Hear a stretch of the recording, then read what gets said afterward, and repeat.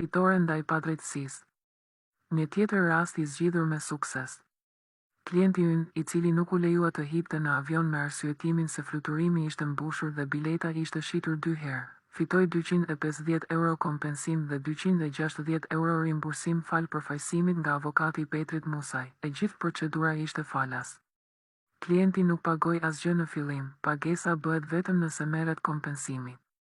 Nëse nuk ka përfitim, nuk ka asnjë detyrim për pagesë, pavarësisht kohës dhe mundit të kushtuar nga zyra e avokatisë, nëse edhe ju keni përjetuar vonesa mbi 3 orë, anulime fluturimesh apo nuk ju kanë lejuar të hipni në avion sepse bileta është shitur 2 herë, kontaktoni për të kërkuar të drejtat tuaja.